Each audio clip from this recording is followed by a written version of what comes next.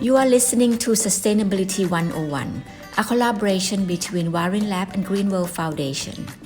Sustainability 101 brings to you inspiring stories of people on the front line of environmental conservation.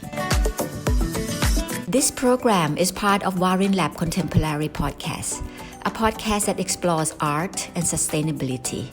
I am Sukontip Nakasem and I'm your host. 40% of global warming is come from food sector. So it means half of the problem of global warming and climate change is from food. Food is the solution of the world climate change crisis.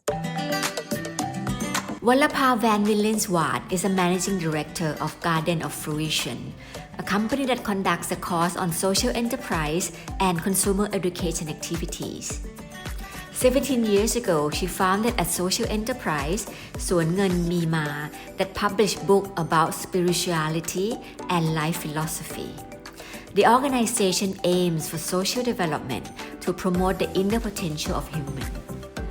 In 2017, when she retired from the publishing company, Wallapa and her husband Hans set up Innovation Network International, or INI, as a new vehicle to create social innovation.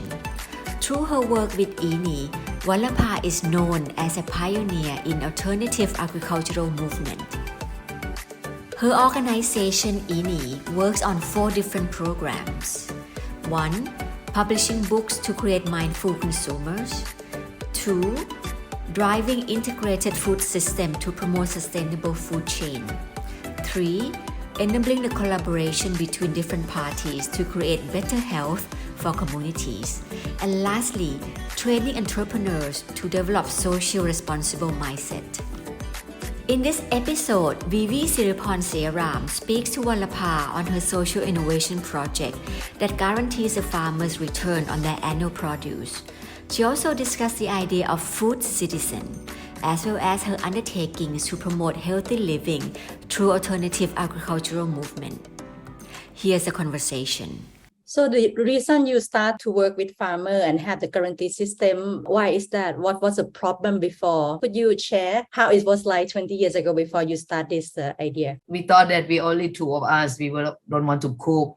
We have our food never at home.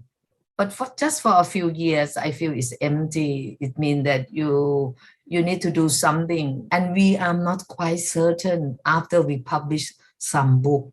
And we learn that more and more food is unsafe. We have a food risk and it's malnutrition. The quality of food is so bad nowadays. And they use chemical heavily, 99% I would say, chemical agriculture. So when I start to cook, I realized that the food at the market that I access to it is not a quality food, it's unsafe. So then I looking in for the system, how we can really directly connect with the farmer, and we learn about the Japanese housewives, the tege, and in America they call community supported agriculture, or CSA.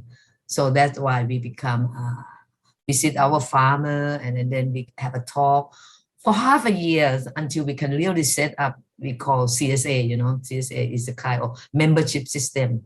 And we are happy with it. Now I feel very rich, every Thursday we have someone bring a good food for us in front of our door, and we will have a meeting, and sometimes they have extra care with us. So every day you have a kind of blessing, you have a build up the relationship in the food system. Yeah. And you said for the guarantee thing that you have agreement with the farmer, it means that for them to ship, to not use chemical, they need some minimum guarantee that they can proceed, right? So exactly. I remember many years ago when you said we never question why the food we eating now is so cheap. So could you share a little bit your perspective, what is the true cost of making food? Bad food cause your illness, unhealthy. They have so many data or statistics that cheap food, the chemical residue in the vegetable and food we eat can cause the cancer. Cheap food is mean diabetes, the non-communicable disease like high blood pressure, heart disease. And cheap food is also environmental expense. You push external factor. It means that you harm the soil, you harm the earth, you harm the air, you harm the water. So the water in the chemical farming, or agriculture is really kill the fish. The fish is so poisoned from the chemical residue in the water. The scientists at the UN World Food Forum have calculated the health expenditure and the environmental cost, and they said it's about 25 trillion US dollar. So it's a huge subsidy that the whole system have to support the cheap food. So when we come to organic food, it seems that it's more expensive, but you are more healthy. Yes, because when people go to the supermarket, what they saw is like the cheap carrot and the expensive carrot with organic title, and they very often is like, why do I pay 72 baht per kilo for the same carrot, right? So as our today episode is on sustainability, and you have mentioned is like, if we talk about sustainability, we should talk about food. Could you maybe try to raise more awareness to the audience? It's like why food is important. It's really connected to this topic. Yeah, they have a figure that they assess the whole food system in the world, the global food system, and they found that 40% of global warming is come from food sector. So it means half of the problem of global warming and climate change is from food, because you have 3 meals a day for 8,000 million people is a lot. So in your everyday lifestyle, it affect the earth, the whole ecosystem. If you change yourself to be sustainable consumption on food, bad news is that 40% or nearly half is come from food. But the good news is that food is the solution of the world climate change crisis. So it's solved by food and by your everyday life. If you know where is food from, I think you solve half of the problem already. You mentioned that food is a big problem, but also the solution. Is the solution to move away from the industrial product? Could you elaborate on the solution? The small scale farmer or family farmer is the answer for the whole food system. How you really have a relationship in your food system. How can you build a relationship in such a way that you know your farmer?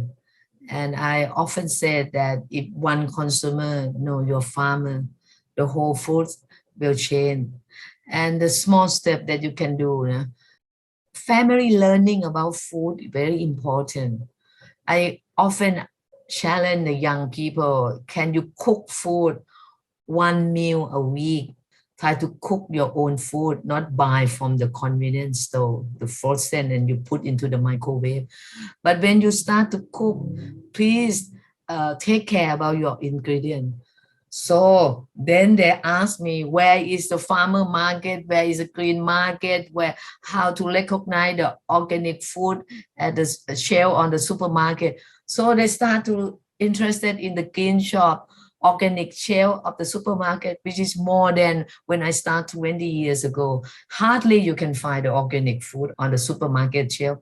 Now I would say that more and more coming. So please pay attention. If you buy the organic food from the shelf, you send the signal to the department store that they have to be aware that they have to try to sourcing more, and they will work with organic farmer more. And the industrial farming will change also to really aware, because the consumer have health consciousness more. So just start a more small step, 1 meal a week, cook your food and take care of your ingredient. So seem like that the organic movement is improving compared to 20 years ago. And one of the things that you have been trying to promote is through the mindful market, right? A place where the seller is responsible and the consumer are curious to become more responsible consumer. Could you share about your experience setting up this kind of market? What does it take to create this kind of things, and what is challenging to generate more demand? You know, when we said mindful markets, it's just a kind of words that is very inclusive. CSA, the partnership between consumer and farmer, the direct link, the membership system, the CSA, is also mindful market. Market in this sense is mean the channel. That is mindful is mean that you take care from both sides. The farmer take care to grow a good food for you, and you take care of the farmer with fair price. In our case, we try to create the green market at hospital, because you have a patient and you have to take care with good food to heal your illness. So you can create the market at anywhere. And the market normally, when the seller is a farmer themselves, so they have a story that they want to communicate you. It means a lot to the farmer, the producer. Pay attention to them, you know, they will feel very proud of it. So this kind of movement, like more and more farmer market, not only in Bangkok, but many provinces, you think this trend will be gone or be challenged? I think it's growing. I have to mention the phenomena of COVID. During the last 2 years of COVID, they have young people who are unemployed, cannot looking for job in the big city, and they return home in their provincial area. And I learned that so many young people start their life again in their hometown. They can connect with their family farmer, and they start to do organic farming more and more. And as I said, that this kind of young people, when they start pairing with their parents, they come with two kind of know-hows. Their parent or the senior farmer, they're good at farming. But the young people, they come with management skill, with technology.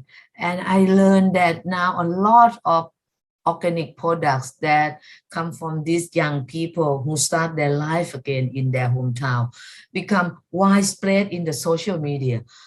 To my surprise, I see a lot of products that I really overwhelmed with it. They have a lot, and they create local food economy, you know. And I think that is coming up, the local food economy, create job for young people, and they start community enterprise. And they are not only create the local green market, they link with the urban consumer. And now they also bring it to school and hospital to really work with the school teacher to ensure that the kids have a good food. And I feel this is a real hope to change the food system for health and for sustainability. I think that's very positive thing to hear, because if the movement can be integrated through the institutional as well, then the volume is increased as well as the profit to the farmer. Exactly. Yeah. I would like to add this point, you know, because the CSA is the individual consumer, but when you work with school and hospital, in fact, you apply the CSA principle to institutional consumer. So it's big volume, and now we would like to really work as a policy advocate to the Ministry of Education. Could you share more about your role in social design, the design thinking, how you see in the future? Now we call public food procurement policy. Public means state, like food procurement policies. This is mean not only school but hospital. We combine it because they have the same regulation, both state hospital and the school hospital. So they have a kind of procurement, and we really want to sit with three parties: Ministry of Agriculture, Ministry of Education, and the Ministry of Public Health, because they're taking care about hospital. And we need to work with the small scale hospital first. That is mean district level. We cannot be at the provincial hospital, yes, because it's too big. So at the district level, they have around 100 patients. Right? So it's possible for family farmer to work with this kind of scale. So what you just sharing is really a new social innovation, right? Because you bring different stakeholder, ministry, also different occupation to raise the awareness that it's best to eat healthy things, so you don't have to pay millions to cure the cancer that could come because of the bad food that have been accumulated throughout the years. I think that social innovation in this case that I elaborate and that I share the story, I think it have two dimensions. Social innovation is mean that you look into the problem and you see the possibility to change and you imagine, you have a critical thinking to your situation, your problem, and you imagine how you do things differently and you see the role of the school and the hospital in this case, or even in your own family in a different way. What kind of contribution that you can do to change this problem? And then you start to collaborate with others. You can have a different approach, but you try to see the common ground of your problem and you see how you do things differently. And in different contexts, you may have different way of approaching. So I think that the way you have this kind of perception, you start to have a new way to innovate the problem. You have talked before that you used to work as a publisher, published many books. And what are the book that you are working on, or the book that you would recommend the audience to pick up and read to learn more on this issue? Before I go into the books, I would like to ensure that people who listen this program understand the word food citizen. I think one dimension that I would like to add, the food citizen is start with as an individual, that you start to aware your own situation and you have personal change, your own behavior change. But the second step of the food citizen is that you start to see as a collective. You know that you alone can't change that much because it's a systemic problem. So you need to collaborate. So you walk out from your own personal arena, go into the public sphere in order to change together. And the whole sustainability is about this second step. But the last step, I think the most important also, and that's sustain your awareness, because you can see the big picture. You see the system and you know that to change the big system, you need to change from small step. Small is beautiful and meaningful. One step at a time, it means a lot, it means everything. So I would like to say that the food citizen, you know that the rice is come from the farmer. The farmer work with the nature and ecosystem.